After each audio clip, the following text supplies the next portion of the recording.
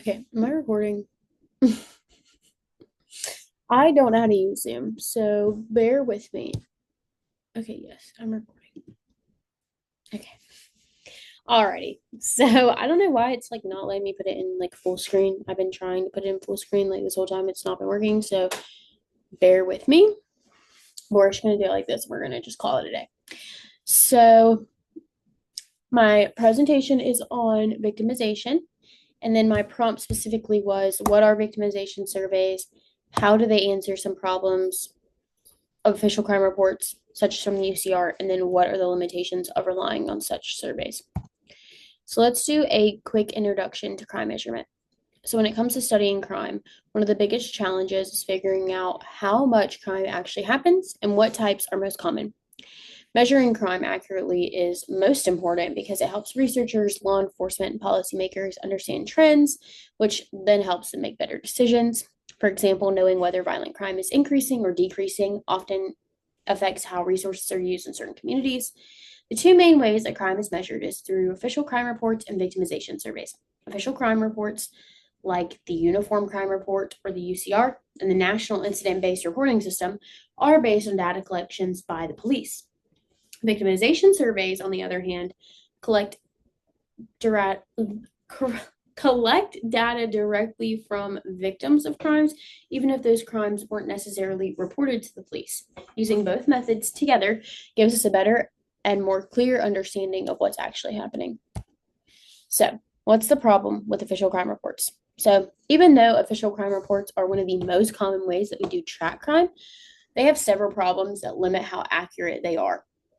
The biggest issue is that they often include crimes that are only been reported to police. So many crimes like domestic violence, sexual assault, minor theft, these are not going to be reported. They often go unreported, and so they aren't going to be in the actual official numbers from the report. Another issue is the hierarchy rule. And this is when basically when multiple crimes happen in one singular incident, only the most serious crime would be reported. So, for example, someone commits burglary and assault, only the assault would be counted in the reports, and the burglary would go unreported. So, this can make crime seem like it's a lot lower than it actually is.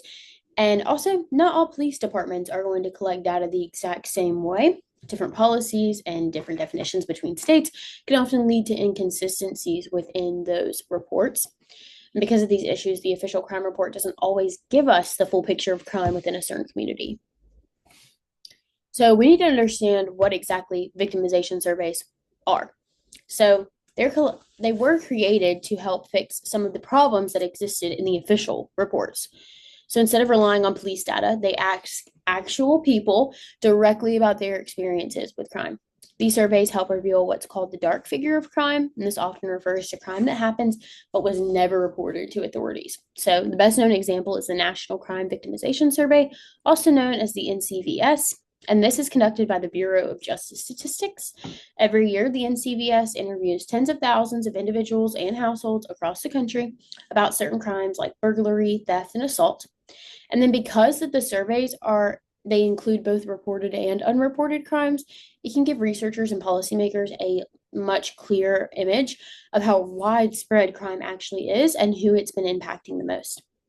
However, as you'll see later on in the presentation, even victimization surveys do have their limits, but overall they do try and help fill those gaps that are left by the official reports and can often provide a more balanced understanding of crime. So here's a side by side of victimization surveys versus the UCR, Uniform Crime Reports.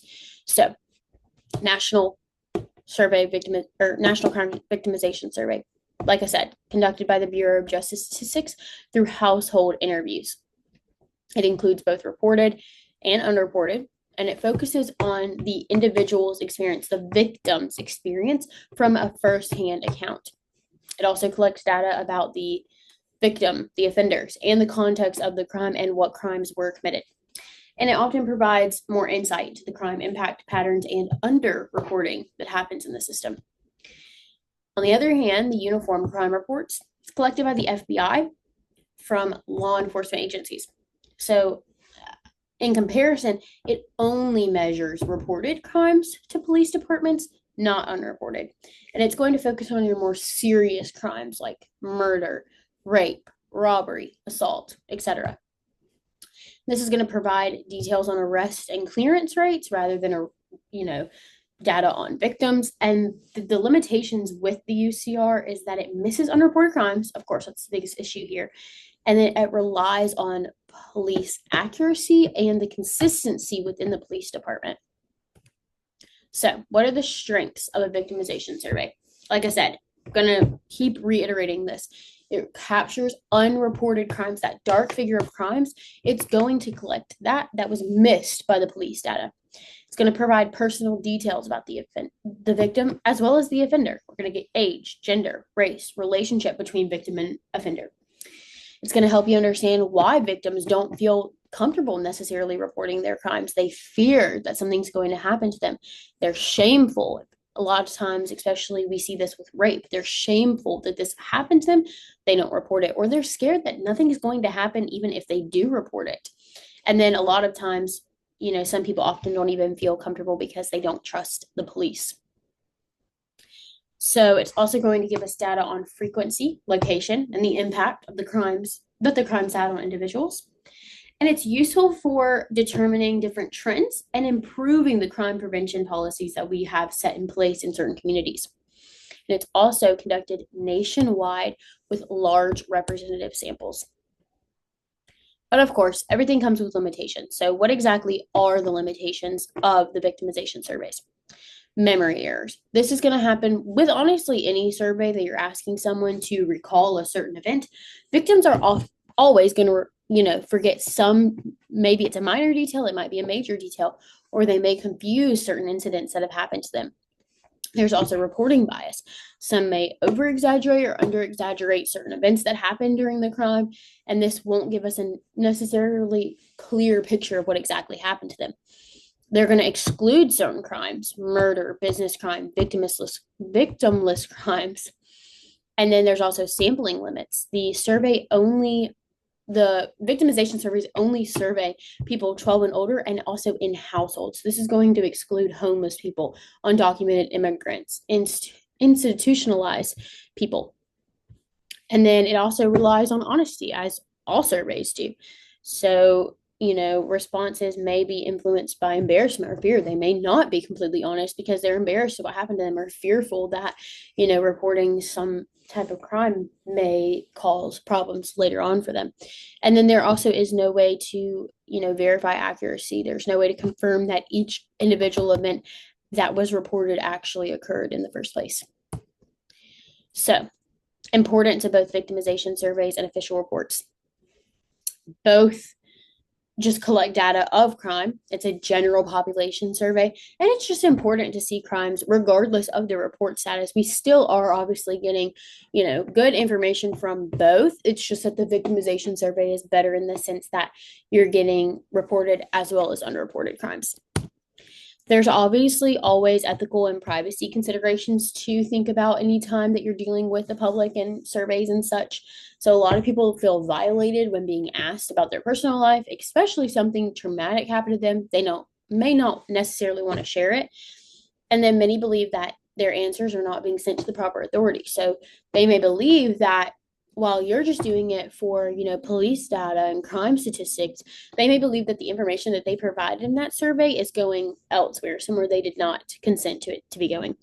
And then overall, it is extremely unethical to believe that people would feel comfortable and tell the entire truth on these surveys. So you need to keep it quite concise and make sure, you're not asking for personal details about necessarily their life. You're asking personal details that happened in the incident that the crime occurred. What happened to them? Do they know their offender? Where did it occur? Stuff like this. And it can get us a better answers when it comes to the data and whatnot. So here's a few statistics. 1.45% of people 12 and older experience at least one violent victimization. 23.3 violent victimizations per 1,000 people age, 12 and older in the United States.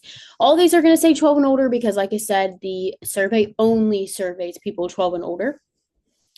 And then a rate of violent victimization report to the police was 11.2 per thousand people.